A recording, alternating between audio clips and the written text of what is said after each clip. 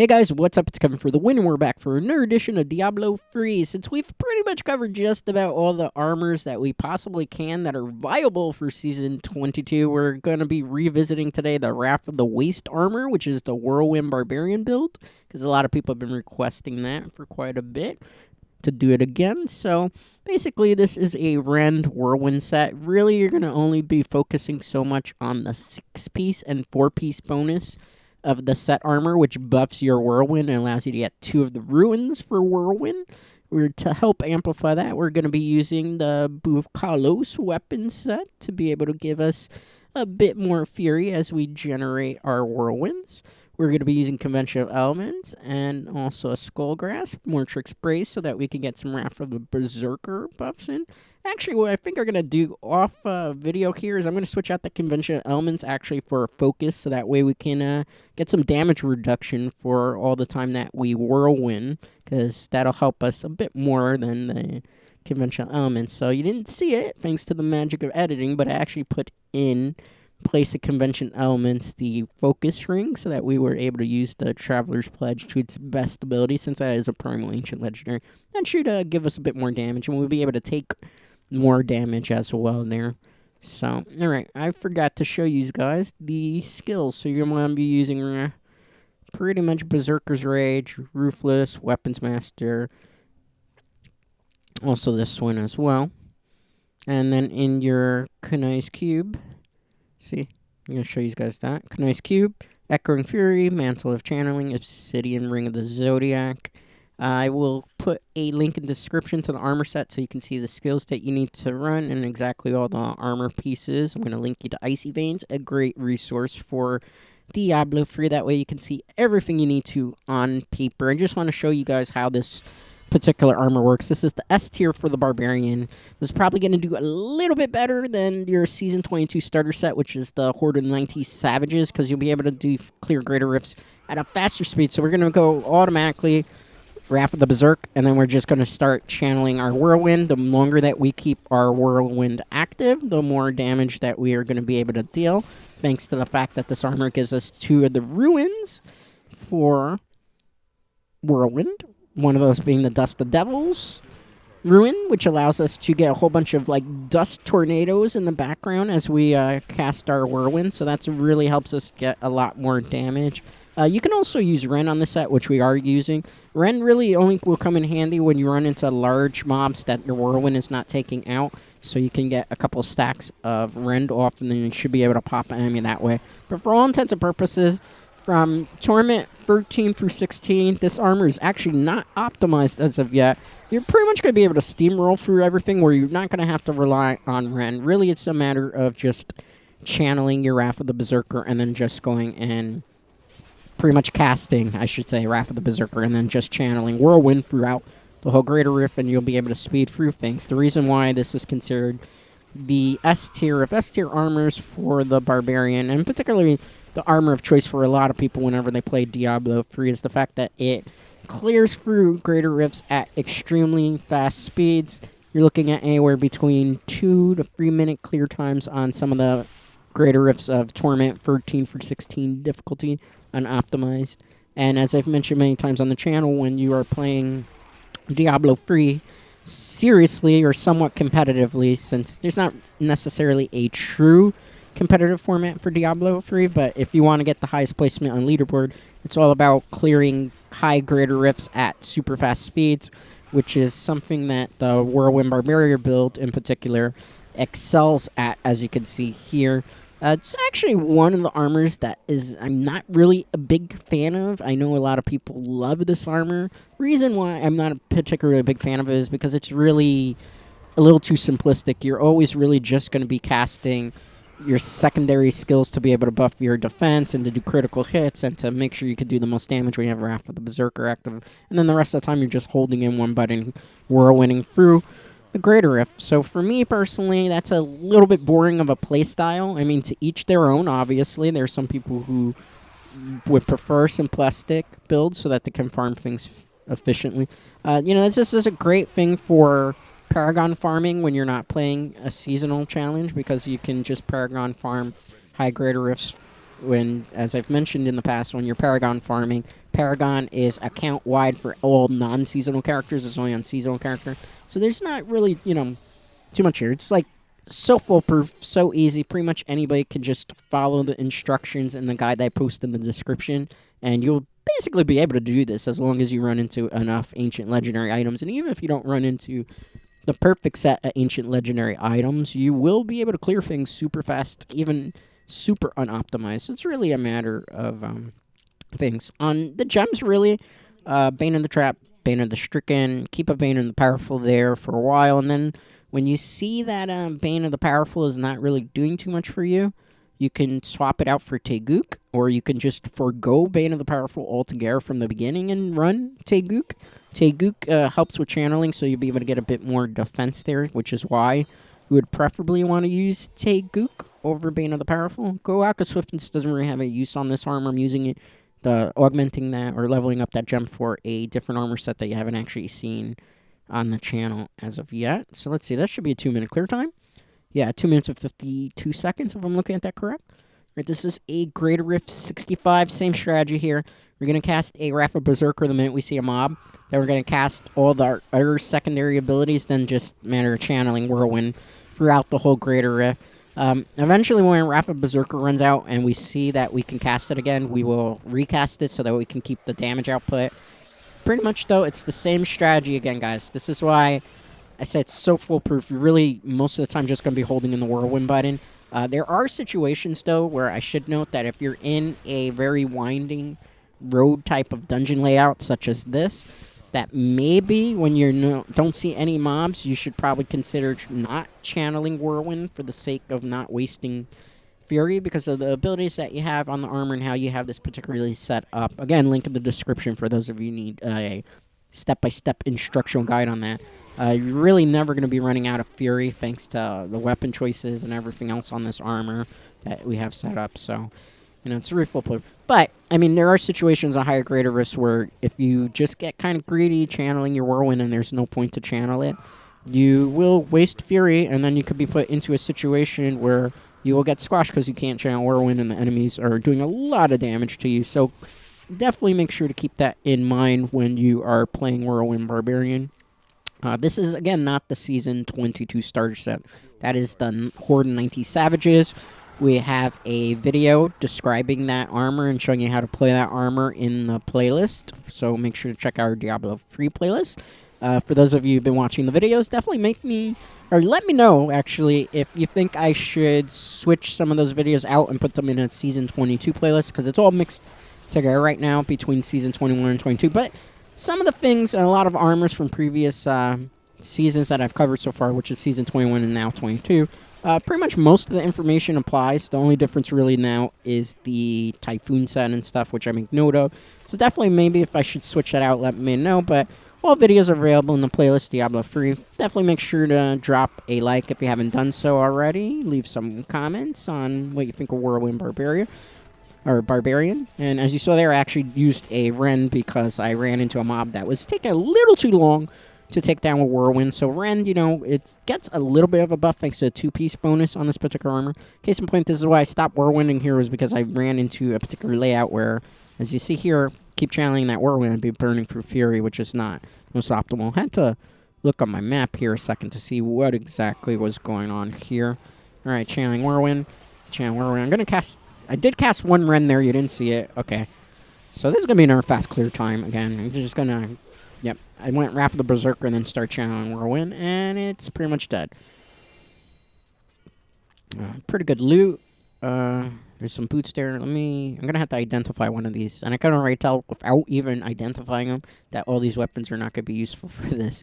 It's just, when you get to a point where you've played as much Diablo 3 as I have, you pretty much know all the silhouettes for the weapons already, so that you kind of know what you don't need even for particular builds. It's just kind of one of those things you learn through repetition. I have like over 800 hours on this particular platform of Diablo 3. This is the Nintendo Switch platform, but keep in mind that all armor builds are the same throughout every platform. So whether you're playing it on the PC, PS4, PS5, Xbox 360, Xbox One, Xbox Series X, it's all the same information. It works all the same. That was a 2-minute and 51-second clear time.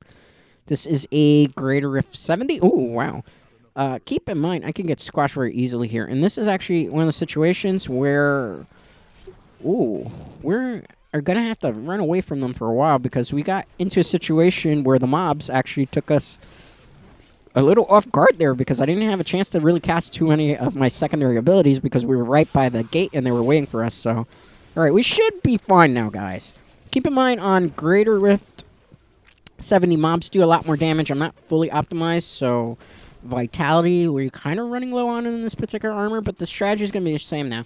I'm pretty much going to continue to cast my Whirlwind, and then every once in a while I'll cast my Wrath of the Berserker when it's up, ignore the pain. I will also cast my War Cry, my Threatening Shouts, everything that I need to be able to sustain the damage coming in. Now, keep in mind that because the Greater Rift now, the mobs have more HP, it will take me a bit longer to clear it. We're still looking at somewhere between a 3 to 4 minute clear time. This is a non-optimized version, Whirlwind Barbarian. When you get higher up in the Greater Rifts, you really don't want to keep going back to attack our mobs. You just kind of want to keep pressing forward because the Dust of Devil's Ruins, which is those little dust tornadoes you see in the background, pretty much will take out the enemies that you weren't able to kill with the Whirlwind. So that's really why you just kind of want to Whirlwind and don't look back unless you see orbs come out or you see a good possibility there to get a very good bonus from these elite packs. That's why I did it here, because there's just so many of them there that's guaranteed we're going to get orbs. Look at all the orbs they drop here. We just got to be careful of the acid pulls.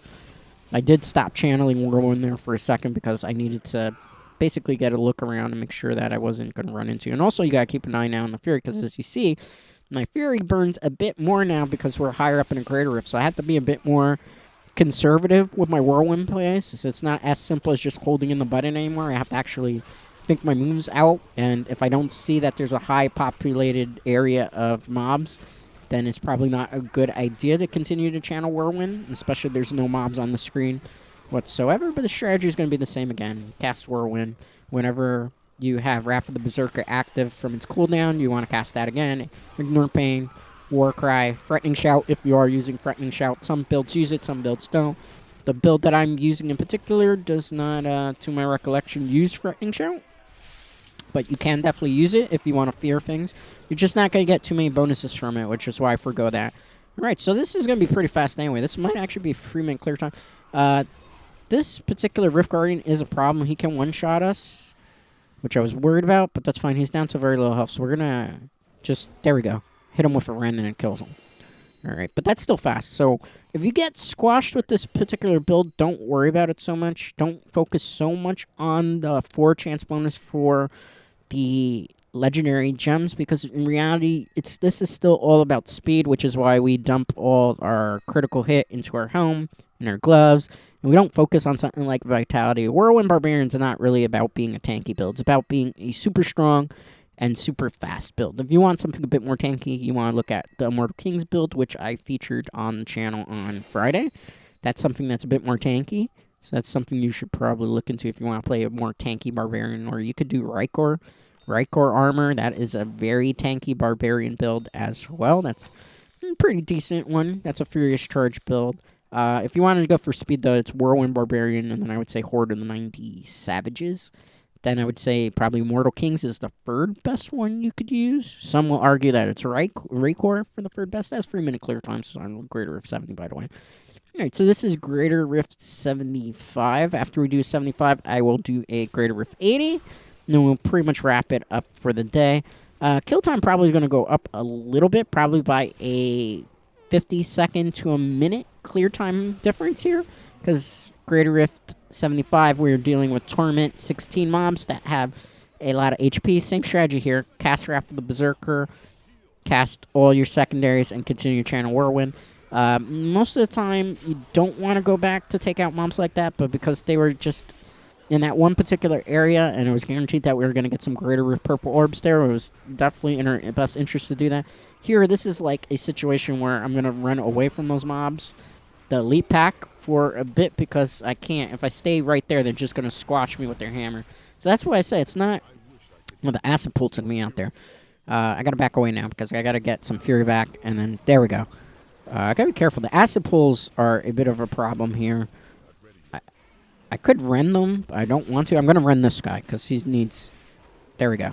took him out with Rend. This is why sometimes Whirlwind Barbarian is not as straightforward as what people say. Some people will be like, yeah, it's spin to win. It is spin to win, but when you get squashed, you have to micromanage what you're going to do because, case in point here, when you get squashed, you have one of those situations where you don't have as much fury to be able to spin around there, so you have to wait to generate fury to then be able to go to the same strategy that you usually want to do. Now I can kind of just start spinning again, and I don't have to go back to any of these particular mobs because they're not elite packed. If it was elite packed, I'd probably spin back around just so I can pick up the orbs. But other than that, it's just looking pretty good right now. So, like I said, don't ever get discouraged if you get squashed in a Greater Rift, since, you know, unless you're playing hardcore. If you're playing hardcore Barbarian, one definitely equals game over. So, if you're feeling adventurous, probably this is not the particular build you would want to use for hardcore, unless you're very confident in your skills as a Barbarian player.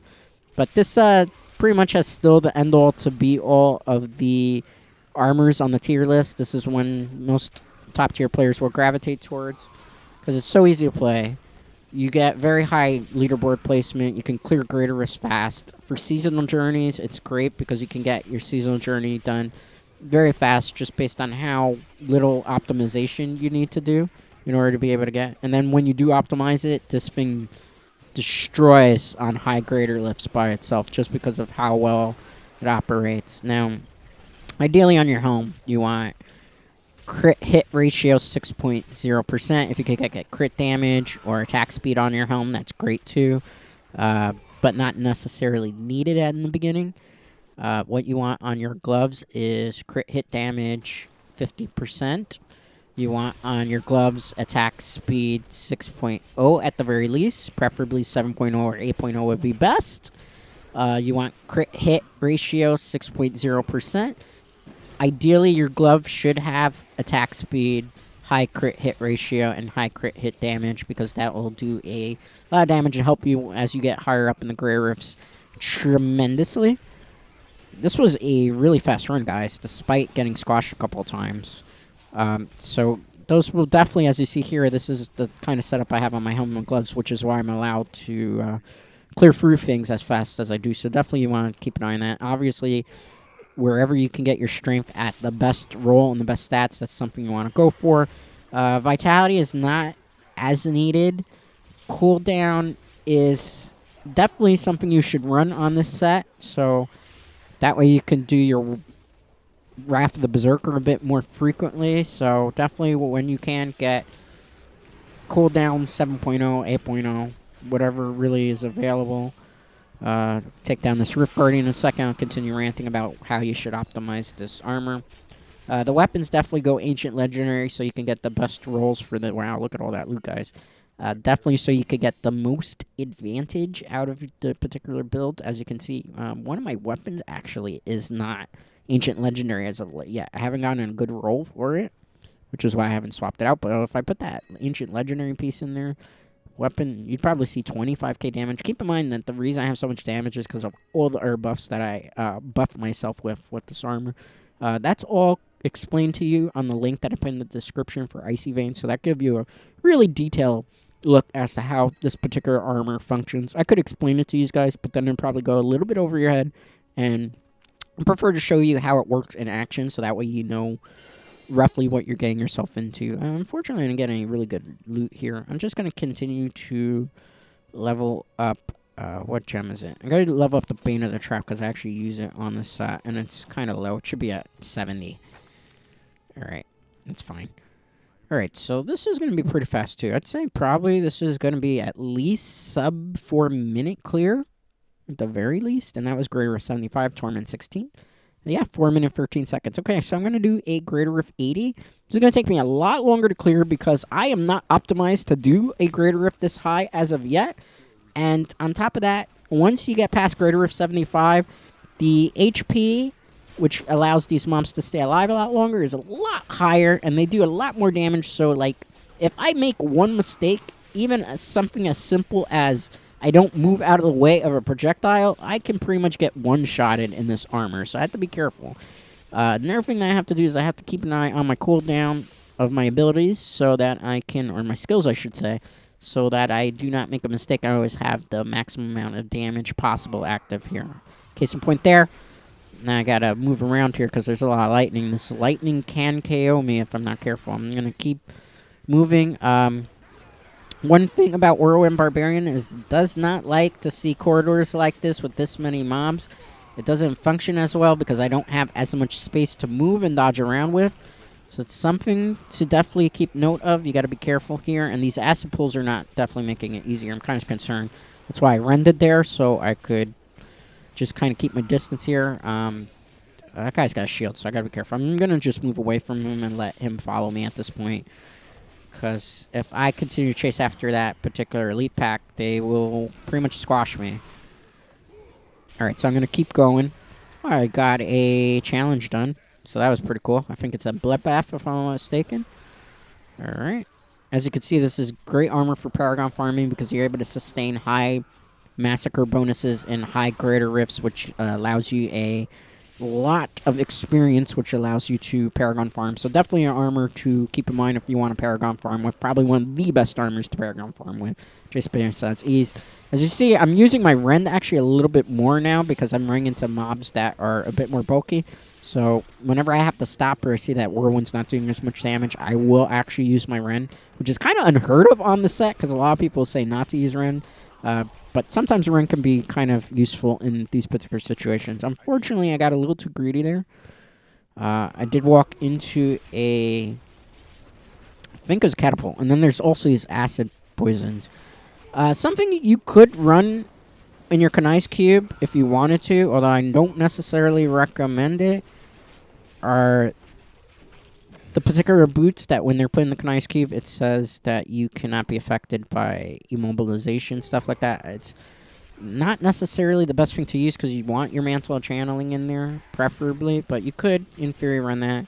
Some people say you can run stone gauntlets. I do not recommend stone gauntlets on this set because being slowed down will pretty much screw you over in the long run, excuse my expression, because you get slowed down. You want to try to go for the fastest speed possible. I can definitely tell you guys right now that this armor, my particular armor right now, doesn't have any augmentation, so it's taking me a lot longer to kill some of these mobs that have the shield elite pack. So clearly, when you see stuff like this happening when you're playing Diablo 3, it's an indication that you are not high enough a level or you're not dealing enough damage at your level to take on this type of greater rift. Although I'm not getting squashed, it's taking me a little longer to kill mobs, even with being stricken and being a trap augmented the way it is. So what generally you want to do in this particular situation is you would go back and you would look at some of your pieces and see where you need improvement in skill, damage, and whatnot output. Then you would look at your armor and see if there's ancient legendary pieces that haven't been augmented. Case in point here, none of this has been augmented as of yet. So I would go back and start augmenting gems that I'm not going to use and put them in probably level 70 or higher would be better. And then I put them in to give myself a more attack boost. So like at level 70 gems, when you pretty much augment them into armor, you're looking at an extra 300 in strength roughly. If you do 80, it's about 400. If you do 90 to 100, you're looking at somewhere between 500 to 600. Rough estimate there, guys. I'm not actually have the math in front of me, so keep that in mind. So that's one way you would increase the attack stat as well. You can also Paragon farm to get more points. Obviously, better to augment. So that's why it's very important to always get ancient legendary pieces wherever you can in your armor. And also definitely look out for better pieces of your armor. Ideally, the best Whirlwind build would be a set full of Primal Ancient Legendaries because they have the best stats, and whatever stat you reroll on Primal Ancient Legendaries guarantee you to get the best stat possible in the reroll. So it's definitely something to keep an eye on. Alright, I'm only going back because I kind of need to pick those off. I don't want to go a little too far here. We're probably looking at 6-minute clear time here, which is still not bad for Whirlwind Barbarian. But if we wanted to make this even better, we would have to augment the gems up, and we would get that clear time in greater of 80 to probably about 4 minutes, sometimes 3 minutes, depending. So that's definitely the goal. Next time you see this armor, I'm going to probably have it augmented enough that we can do probably greater of 90 and even 100. Something I should note is that now that our Diablo 3 content we've pretty much covered just about every armor possible in Season 22 of Diablo, outside of maybe about 4 free armors that really aren't used competitively. Content is going to still continue for Diablo 3, but I'm probably going to cut down. So instead of 3 times a week that we'll be doing Diablo videos, we're going to probably do 2 times a week so I can cover the rest of the armors I haven't covered for Season 22. That way I can avoid having to rehash previous armors, unless there's enough requests for me to go back and do another one again and explain or show how it's done. I'll do that. So basically, we're going to slow down a little bit. So we're going to do like 2 Diablo videos in a week. So I'll probably do one on Mondays, and I'll probably do one on Fridays, and then probably I will have something else in the Wednesday slot, or I can keep the Wednesday slot going if that's the day people prefer to see Diablo videos, and then I could do also Monday or Friday.